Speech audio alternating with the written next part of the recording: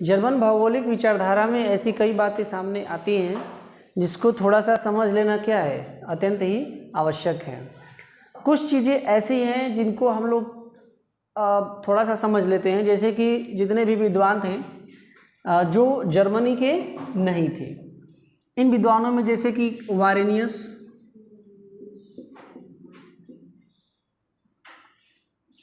है ना, क्लूवेरियस भी थे,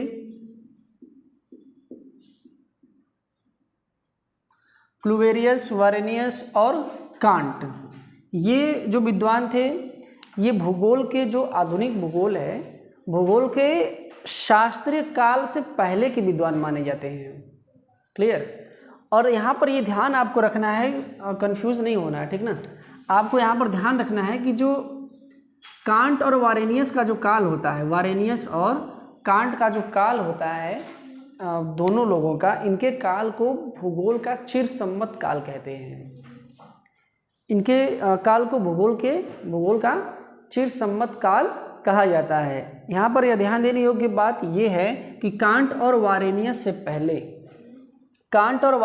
पहले जो भूगोल था वो सिर्फ भूवर्णन था, ठीक ना। क्या था? भूवर्णन था। क्लियर? केवल धरातल का ही वर्णन किया जाता था अलग अलग प्रकारों से। लेकिन वारेनियस महोदय आए और उन्होंने भूगोल को क्या कर दिया, डिकोटॉमी प्रदान की, भूगोल को द्विभागीकरण किया और कई नए आयाम भूगोल में जोड़े। उसी तरीके से कांट महोदय क्या किए, भूगोल को एक दार्शनिक आधार प्रदान किए थे। कांट का जो काम था, ठीक है, कांट को माना जाता है कि भूगोल में दर्शन शास्त्र को लाने वाले, ठीक है, एज अ फिलॉसफी के दृष्टिकोण से भूगोल को देखने वाले जो विद्वान थे वह थे कौन?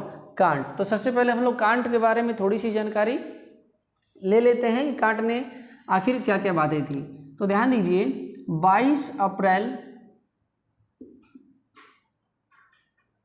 1724 ईस्वी को कांट का जन्म कोनिग्सबर्ग में हुआ था। कोनिग्सबर्ग में, ये जो है प्रूशिया में पड़ता है, और प्रूशिया जो है कि रूस का पार्ट हुआ करता था, ठीक है, यानी कि रूस में प्रूशिया जो है जर्मनी का भी जो प्रभाव था वहाँ तक था, वो इलाका माना जाता है, लेकिन वर्तमान में ये जो है रूस में है। तो कांट का जन्म जो है कोनिग्सबर्ग में 22 अप्रैल 1724 में हुआ था। देखिए, कांट को भी एक आर्म चेयर ज्योग्राफर समझा जाता है। क्या समझा जाता है? आर्म चेयर जियोग्राफर, आराम कुर्सी भूगोलवेत्ता इनको बोलते हैं। रिटर की तरह, रिटर को भी आर्म चेयर ज्योग्राफर बोला जाता है। कांट की जो प्रारंभिक शिक्षा थी वो गणित में, दर्शन शास्त्र में और प्राकृतिक विज्ञान में थी। कांट की जो प्रारंभिक शिक्षा थी वो किस में थी? मैथ में, फिलॉसफी में और नेचुरल साइंस में इनकी शिक्षा दीक्षा कंप्लीट हुई थी। कांट सबसे पहले चर्चा में तब आए थे जब कांट महोदय ने सर्वप्रथम डी इग्ने, इसको बोला था डी इग्ने, यानी कि ऑन फायर टॉपिक पर, डी इग्ने इनके टॉपिक का नाम है। इस पे इन्होंने सर्वप्रथम क्या कंप्लीट की? पीएचडी कंप्लीट की थी कांट महोदय ने। और अपने इसी निबंध शोध से, शोध कर रहे थे, पीएचडी कर रहे थे, उन्होंने जो निबंध लिखा था वो था डी इग्ने ऑन फायर। सबसे पहले कांट जो है इसी से चर्चा में आए थे। इसी निबंध के बाद कांट ने बहुत सारी पुस्तकों की रचना शुरू कर दी, है ना। इनका जो ये निबंध है ये 1755 में आया था और कांट को पीएचडी की उपाधि मिली थी। इसके बाद कांट जो है कोनिग्सबर्ग यूनिवर्सिटी में ही प्रोफेसर नियुक्त हुए। हालांकि यह बात ध्यान देने योग्य है कि प्रोफेसर नियुक्त होने से पहले तक कांट जो है प्राइवेट ट्यूटर के रूप में काम करते थे, है ना। घरों में जा करके पढ़ाते थे और स्वाध्याय करते थे। 1755 में पीएचडी की उपाधि धारण करने के बाद कोनिग्सबर्ग यूनिवर्सिटी में ही कांट क्या हुए? प्रोफेसर नियुक्त हुए और धीरे धीरे उसके बाद जो है रेक्टर बनाए गए। 1780 में कोनिग्सबर्ग यूनिवर्सिटी में क्या हुए? रेक्टर बना दिए गए। रेक्टर यानी कि वीसी बोला जाता है, वाइस चांसलर बनाए गए। इसके बाद कांट ने अपनी रचनाओं को जारी रखा, जिसको हम लोग बाद में अध्ययन करेंगे। कांट ने अपनी रचनाएं जारी रखी और लास्ट में 1796 में कांट ने अपना अंतिम व्याख्यान दिया था कोनिंग्सबर्ग यूनिवर्सिटी में। इनका अंतिम व्याख्यान माना जाता है। इसके बाद कांट की तबीयत खराब होने लगी और फिर आगे चल करके 1804 में कांट की मृत्यु हो गई, है ना। तबीयत खराब होने की वजह से 1796 के बाद ही कांट ने क्या किया था, यूनिवर्सिटी के बोर्ड ऑफ गवर्नर के ये मेंबर हुआ करते थे और उससे इन्होंने इस्तीफा दे दिया और 1804 में इमैनुअल कांट की क्या हो गई, मृत्यु हो गई। देखिए, कांट की रचनाओं को समझने से पहले कुछ चीज़ें हैं जिनको हम लोग समझ लेते हैं। कांट महोदय इस चीज़ में विश्वास रखते थे कि जैसे उनका कहना ही था कि अगर आप जिस नज़र से मुझे देख रहे हैं, जिस नज़र से आप मुझे देख रहे हैं, है ना, आप मुझे सिर्फ देखने के जितना देख रहे हैं आप उतना ही जानेंगे, लेकिन वास्तव में मैं क्या हूँ वह आप नहीं जानेंगे। कांट का एक कहना था। जब यूरोप में पश्चिम के देशों में ये बहस चल रही थी कि स्टडी से, स्वाध्याय से हमें ज्ञान प्राप्त करना चाहिए या फिर अनुभववाद से ज्ञान प्राप्त करना चाहिए, तो कांट ने कहा कि इन दोनों में से किसी एक को अपनाना बेवकूफ़ी होगी, है ना। इन दोनों में से हम केवल स्टडी पर, बुक स्टडी पर भी जो है कि डिपेंड नहीं रह सकते और अनुभववाद पर भी, यानी कि बाय वर्क हम जो है कि उस पर डिपेंड नहीं रह सकते। तो कांट ने क्या किया, इन दोनों के बीच का रास्ता अपनाया था। कहा कि अनुभववाद और ज्ञानवाद, इन दोनों के बीच का रास्ता अपनाना चाहिए। ज्ञान के साथ साथ हमें अनुभव भी प्राप्त करना चाहिए। दार्शनिक आधार प्रदान करने में कांट का भूगोल में सर्वाधिक योगदान रहा है। क्लियर। अगर क्वेश्चन आपसे ये पूछे कि भूगोल को दार्शनिक आधार प्रदान करने वाले विद्वान कौन थे, तो वो थे इमैनुअल कांट, ठीक ना। यहाँ से आप ये चीज़ ध्यान दीजिए, कांट दुनिया बदल देने वाले दार्शनिकों में कहे जाते हैं कि ऐसे विद्वान थे जिनकी सोच पूरी दुनिया को प्रभावित की थी, है ना। इन्होंने जो कहा था, जो बातें कही थी, उससे जो है काफ़ी लोग प्रभावित हुए थे। कांट ऐसे विद्वान हैं, इनको हर सब्जेक्ट में ही आपको पढ़ने को मिलेगा। पॉलिटिकल साइंस से पढ़ाया जाएगा, हिस्ट्री में पढ़ाया जाएगा, सोशलॉजी में पढ़ाया जाएगा, हर जगह पढ़ने को मिलते हैं। यहाँ पर जो कांट का अध्ययन है वो हम लोग भूगोल की दृष्टि से करेंगे, ठीक ना, भौगोलिक दृष्टि से कांट का अध्ययन करेंगे। तो आइए अब इसके बाद जो है कांट महोदय की रचनाओं को समझ लेते हैं, ठीक ना। 1755 में जो इनकी रचना आती है, नोट कर लीजिए, general natural history and theory of heavens, ठीक। 1755 में इनकी ये रचना आई थी, या नोट कर लेंगे इसको। जो इनकी दूसरी रचना थी वो थी क्रिटिक ऑफ रीजन। ये इनकी रचना आई थी 1781 के आसपास। इनकी जो तीसरी रचना थी क्रिटिक ऑफ जजमेंट,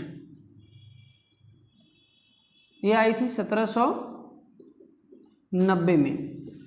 तो ये तीन रचनाएं जो कांट की बहुत महत्वपूर्ण हैं, इन तीनों रचनाओं को आपको ध्यान में रखना है। इसके अलावा अन्य सारी चीज़ों के बारे में भी कांट ने बताया था। इनका जो व्यू था वो मानव केंद्रित था। कांट का जो नज़रिया था वो एंथ्रोपोसेंट्रिक था। इस चीज़ को आप ध्यान रखेंगे, यानी कि मानव केंद्रित विज्ञान पर ये फोकस करते थे।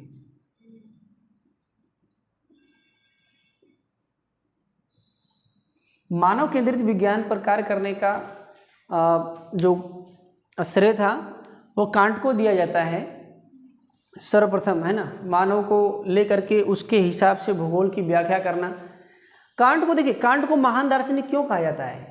जैसे अगर कोई बात होती है तो ये कहा जाता है कि प्रकृति को नुकसान मानव पहुंचा रहा है, या मानव के वजह से पृथ्वी पर इतने सारे बदलाव हो रहे हैं। कांट का कहना था कि अच्छा हमें ये बताइए, जिस समय पृथ्वी पर मनुष्य नहीं था मानव नहीं था। उस समय क्या पृथ्वी पर बदलाव नहीं हो रहा था?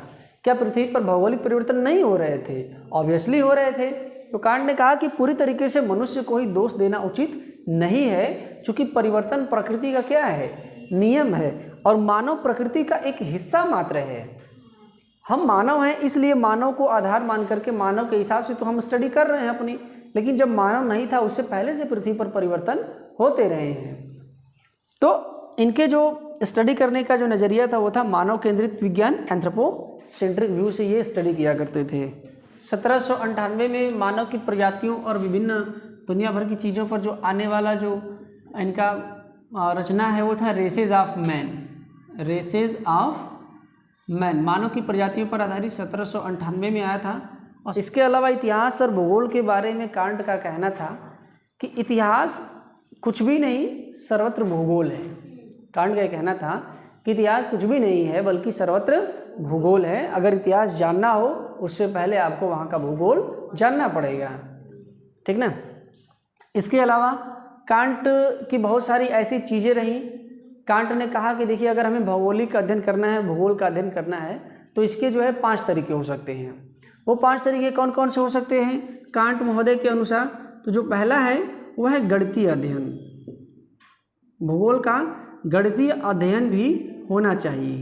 क्लियर? यानी कि मैथमेटिकल ज्योग्राफी को इन्होंने आगे बढ़ाने का प्रयास किया।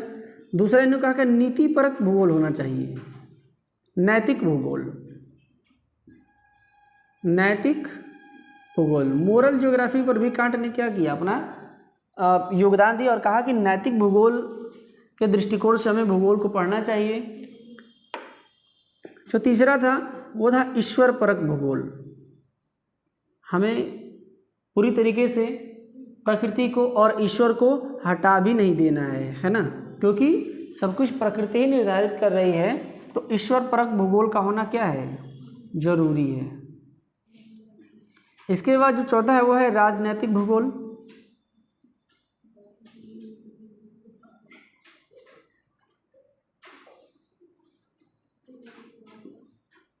कांट का कहना था कि भूगोल का अध्ययन करते समय हमें राजनैतिक चीज़ों को भी निगलेक्ट नहीं करना है और इसके अलावा हमें व्यापारिक चीज़ों को भी निगलेक्ट नहीं करना है। तो इस तरीके से जब आप इन चीज़ों को देखेंगे तो पूरी तरीके से आपको मानव से संबंधित चीज़ें ही इसमें दिखाई देंगी। इस तरीके से जो कांट का व्यू था वो एंथ्रोपोसेंट्रिक था। क्लियर? अब यहाँ से इसके बाद जो हम बात करते हैं, कांट महोदय के बाद का जो काल आता है वह आधुनिक भूगोलवेत्ताओं का काल आता है, जिसको कि हम आधुनिक भूगोल बोलते हैं, जिसमें से हम्बोल्ट महोदय और रिटर महोदय क्या हैं, प्रमुख हैं। क्लियर? तो हम्बोल्ट और रिटर महोदय प्रमुख हैं। ध्यान देना है यहाँ पर ये बात कि जिस तरीके से 19वीं शताब्दी के आधे अगले भाग में, अर्ध भाग में, जब भूगोल में कई विचारधाराएं आ रही थी, उनमें जो है कि सर्वप्रथम क्या था, भूगोल का द्विभागीकरण हुआ, डिकोटोमी आई वारेनियस महोदय के द्वारा। कांट महोदय ने भूगोल को दार्शनिक आधार प्रदान किया। लेकिन जब कांट महोदय ने भूगोल को दार्शनिक आधार प्रदान किया, इसके बाद हम्बोल्ट महोदय आते हैं, रिटर महोदय आते हैं। क्लियर? रिटर क्या था? रिटर भी एक ईश्वरवादी और स्वदेशवादी ज्योग्राफर थे रिटर। हम्बोल्ट और रिटर को हम लोग अभी डिटेल में पढ़ेंगे, लेकिन जो बदलाव हुए थे आगे चल करके वारेनियस और कांट के बाद वो थोड़ा सा हम लोग क्या कर लेते हैं, एक क्रोनोलॉजी उसकी समझ लेते हैं। तो जो भी बदलाव हुए थे वारेनियस और कांट के बाद, हमने आपको बताया ही, कांट और वारेनियस इन दोनों लोगों से पहले भूगोल सिर्फ भूवर्णन था। भू का मतलब क्या? धरातल, पृथ्वी। सिर्फ पृथ्वी का वर्णन किया जाता था और कोई बात, कोई ऐसी फिलोसफिकल चीज़ सोची नहीं जाती थी। लेकिन वारेनियस आए, वारेनियस ने द्विभागीकरण कर दिया, भूगोल के सामने नई समस्याएं उत्पन्न हो गई। उसके बाद आ गए कौन? कांट महोदय। कांट ने भूगोल को दार्शनिक स्वरूप प्रदान किया। ये बड़ी अच्छी बात थी, है ना, कि लोग जो है कि सिर्फ किसी एक घटना को सोचने के बजाय उसके 3D डायमेंशन, मतलब 3D सोचते थे, तीनों विमाओं में सोचते थे, 3 डायमेंशंस में उनके विचार जाते थे। इसके अलावा अगर हम बात करेंगे तो फिर हम्बोल्ट और रिटर आए। हम्बोल्ट खोजी पृथ्वी के व्यक्ति थे। हम्बोल्ट ने बहुत सारी यात्राएं की, अपने जीवन में बहुत यात्राएं की हैं, दक्षिण अमेरिका से लेकर के अफ्रीका तक की यात्रा है ना, और पूरे यूरोप को घूम डालना हम्बोल्ट का ये कार्य था। हम्बोल्ट जो है घुमंतु व्यक्ति थे, कई सारे बताएं। हम्बोल्ट ने ही क्या किया, हमने आपको बताया ना, हम्बोल्ट ने ही वारेनियस के जनरल ज्योग्राफी को, सामान्य भूगोल को फिजिकल ज्योग्राफी बताया, भौतिक भूगोल बताया था। हम्बोल्ट ने कहा कि जो सामान्य भूगोल है वही क्या है, भौतिक भूगोल है, प्रकृति में जो हो रहा है उसी के हम उसमें अध्ययन करते हैं। दूसरी बात, आगमनात्मक पद्धति के तरीके से इन्होंने अपना जो है कि स्टडी कंप्लीट की, कि कोई भी अध्ययन ये आगमनात्मक तरीके से करने में विश्वास रखते थे। और रिटर जो थे, रिटर स्वदेशवादी थे, अभी हमने बताया। रिटर के विचारों को और हम्बोल्ट के विचारों को, जो रिटर और हम्बोल्ट के अनुयायी थे, जो शिष्य थे या जो उनके बाद के विद्वान थे, इन लोगों ने भूगोल में इतना ज़्यादा डिवाइडेशन कर दिया, भूगोल की इतनी ज़्यादा ब्रांचेज बना दी कि भूगोल के सामने फिर नई समस्या आ गई कि भूगोल अपने में क्या रहा। ज्योग्राफी जो है, भूगोल अपने में क्या रहा, भूगोल के सामने ही ये समस्या उत्पन्न हो गई। ऐसे एक विद्वान हुआ करते थे एलसी रेकलस, तो रेकलस ने इतना ज़्यादा चीज़ों को चेंज कर दिया, रिटर की चीज़ों को, रिटर का ही शिष्य था, और इतनी ज़्यादा चीज़ों को चेंज कर दिया कि सिमिट नामक विद्वान ने कहा कि ये तो फ्रांस का रिटर है। रेकलस कहाँ का था, फ्रांस का था। तो सिमिट नामक विद्वान ने कहा कि ये फ्रांस का क्या है, रिटर है। तो रिटर की तरीके से बहुत सारी जो है चीज़ें की। उसके बाद अन्य विद्वान आ गए, लेकिन 1859 में आती है ओरिजिन ऑफ स्पीसीज, है ना, ओरिजिन ऑफ स्पीसीज, प्रजातियों का उद्भव। जब डार्विन की पुस्तक आती है तो भूगोल के समक्ष और ज़्यादा कठिनाइयाँ उत्पन्न हो जाती हैं। अब वहाँ से ओरिजिन ऑफ स्पीसीज से जो बात निकल करके आती है कि योग्यतम की उत्तरजीविता है, जो जीव प्रकृति से अनुकूलन स्थापित कर लेगा वो वही जिंदा रहेगा, जो अनुकूलन स्थापित नहीं कर पाएगा वो समाप्त हो जाएगा। यहाँ से भूगोल के समक्ष जो है नई समस्या खड़ी हो गई। अब इनको व्यवस्थित करने के लिए, इनको एक्सप्लेन करने के लिए नए नए विचारों की ज़रूरत थी। इसमें से कि रेटजेल महोदय आए, फ्रेडरिक रेटजेल का के ऊपर जो है ओरिजिन ऑफ स्पीसीज का बहुत गहरा प्रभाव था। रेटजेल महोदय ने क्या किया कि नियतिवाद की अवधारणा प्रस्तुत की और कहा कि मानव प्रकृति का दास है और प्रकृति के अधीन ही सब कुछ करता है, प्रकृति जैसा बनाएगी मानव वैसा बनेगा। इसके अलावा रेटजेल ने जो है कि लेबेंसराम की अवधारणा प्रस्तुत की। लेबेंसराम जो है वास स्थान होता है, जिसने पॉलिटिकल ज्योग्राफी में, रेटजेल की बुक है पॉलिटिकल ज्योग्राफी, उसमें जो है कि रेटजेल ने लेबेंसराम की अवधारणा प्रस्तुत की। कहा कि देखिए, और इस अवधारणा का जर्मनी की राजनीति पर बहुत ही ज़्यादा प्रभाव पड़ा। इस अवधारणा में ये था कि जो श्रेष्ठ प्रजातियां हैं वो किसी वास स्थान पर रहती हैं तो अपने बाहर की हीन प्रजातियों पर कब्जा करने का अधिकार रखती हैं। श्रेष्ठ प्रजातियां हीन प्रजातियों पर अपना आधिपत्य स्थापित कर सकती हैं। ये बात जो है जर्मनी के लोगों के दिमाग में पूरी तरीके से बैठ गई कि भाई हम तो सर्वश्रेष्ठ हैं, हम क्या करेंगे, हम जो कमज़ोर लोग हैं उन पर अधिकार हम कर सकते हैं, ये हमारा अधिकार है ना। जैसे ओरिजिन ऑफ स्पीसीज ने क्या बताया, डार्विनवाद, जब डार्विन की पुस्तक ओरिजिन ऑफ स्पीसीज आई तो यही बताया गया था जो मजबूत है, जो स्ट्रांग है वो जिंदा रहेगा, जो कमज़ोर है वो मर जाएगा। तो इसका बहुत गहरा प्रभाव पड़ा। रेटजेल आए तो रेटजेल उसमें 4 चांद लगा दिए, 4 चांद लगा दिए कि आग लगा दिए, ये आप लोग समझिए, है ना। उन्होंने कहा वहाँ वास स्थान, जो लेबेंसराम की संकल्पना प्रस्तुत की, कहा कि जो श्रेष्ठ है वो हीन को दबा सकता है, मार सकता है। इस प्रकार की बातें चल रही थी। इसके बाद फिर जो रेटजेल की शिष्या थी सेम्पुल ने भी अमेरिका की भूगोलवेत्ता थी, अमेरिकी भूगोलवेत्ता थी, इंग्लिश में इन्होंने रेटजेल की सारी जो बातें थी उनको फैला दिया पूरी तरीके से कि देखिए प्रकृति ही सब कुछ करती है, ये वो करके, ठीक है ना। सेम्पुल की पुस्तक है इन्फ्लुएंसेस ऑफ ज्योग्राफिक इन्वायरमेंट, उसमें कहा कि देखिए जो भौगोलिक वातावरण होता है उसी का मानव के ऊपर प्रभाव होता है।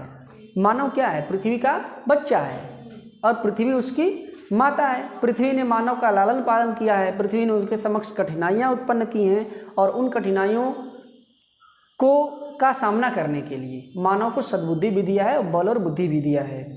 इस तरीके से पृथ्वी पूरी तरीके से मानव का निर्माण करती है। सेम्पुल का ही कहना था कि देखिए जिस प्रकार से पहाड़ों पर रहने वाले लोगों के छोटे छोटे पैर होते हैं, प्रकृति ही बनाती है, और समुद्रों के किनारे रहने वाले लोग समुद्रों में क्या करते हैं, मछली पकड़ने जाते हैं। जो मछुआरे होते हैं तो नाव खेलना पड़ता है, तो नाव खेलने के लिए उनकी भुजाएं क्या होती हैं, मजबूत होती हैं। तो सिंपल का इस प्रकार से ये सारी चीज़ें क्या था, कहना था। इसके बाद फ्रांसीसी भूगोलवेत्ता आते हैं, उनका कहना होता है कि देखिए सर्वत्र आवश्यकता ही नहीं है ना, आवश्यकता कहीं कुछ भी नहीं है, सर्वत्र संभावनाएं हैं। लुसियन फेब्रे का ये कोट था, अ ज्योग्राफिकल इंट्रोडक्शन टू हिस्ट्री नामक बुक में लुसियन फेब्रे को संभववाद शब्द देने का श्रेय जाता है। संभववाद शब्द अगर क्वेश्चन में पूछे किसने दिया था तो लुसियन फेब्रे ने दिया था। लेकिन ब्लास महोदय थे जो संभववाद के जनक माने जाते हैं, फ्रांसीसी भूगोलवेत्ता थे। उन्होंने कहा कि प्रकृति सिर्फ एक सलाहकार है, इससे ज़्यादा कुछ नहीं है ना। Nature is an adviser only, केवल प्रकृति एक सलाहकार है, सलाह से भी कुछ नहीं करती है। ठीक है, ये मानव के ऊपर डिपेंड करता है कि मनुष्य प्रकृति की किस सलाह को मानता है और किस सलाह को नहीं मानता है। अब जैसे उदाहरण के लिए समझिए, अभी बारिश होने लगी तो प्रकृति तो चाहती है कि बारिश होने लगी, आप अंदर रहिए, लेकिन ब्लास महोदय का ये कहना होगा कि मनुष्य के पास अगर छतरी है तो वो बारिश में छतरी लेके जा सकता है। तो प्रकृति सिर्फ सलाह देती है, करना मानव को है। इस प्रकार से धीरे धीरे सारी चीज़ें चली, आगे बढ़ी। फिर ग्रिफिथ टेलर महोदय आए, इन्होंने इन दोनों के बीच का जो है रास्ता निकाला, नव नीतिवाद लाया, रुको और जाओ नियतिवाद, है ना, स्टॉप एंड गो डिटर्मिनिज्म इसको बोलते हैं। इसके बाद से आगे चल करके बहुत सारी चीज़ें आई और इस तरीके से जो 19वीं सदी का जो काल रहा वो पूरी तरीके से बदलती विचारधाराओं का काल था। क्लियर? इसमें अन्य सारे बहुत से भूगोलवेत्ता आए। तो अब हम लोग जो है कि जो भूगोल का आधुनिक काल होता है जिसको शास्त्रीय काल बोलते हैं, यहाँ से अब चलेगा शास्त्रीय काल, ठीक ना। हाँ, कहाँ से चलेगा, हम्बोल्ट और रिटर के यहाँ से। हम्बोल्ट और रिटर को आगे हम लोग पढ़ना है, जो जर्मन भूगोलवेत्ता हैं हम्बोल्ट और रिटर, इन दोनों लोगों को पढ़ेंगे। और आगे जितने भी जर्मनी के भूगोलवेत्ता आएंगे उन सारे भूगोलवेत्ताओं को हम लोग क्या करना है, एक एक करके हम लोग डिस्कस करेंगे, पढ़ेंगे, ठीक ना। तो जर्मन भौगोलिक विचारधारा है, जो जर्मन स्कूल ऑफ ज्योग्राफी की शुरुआत हम लोग कर चुके हैं ज्योग्राफिकल थॉट में। क्लियर? और यहाँ से एक एक करके सारी बातें, सारी चीज़ें हम लोग क्या करेंगे, जानेंगे, समझेंगे और सीखेंगे। ठीक, तो यहाँ से जो आगे की बात है वो हम लोग फिर अगली क्लास में समझेंगे, सीखेंगे। क्लियर है?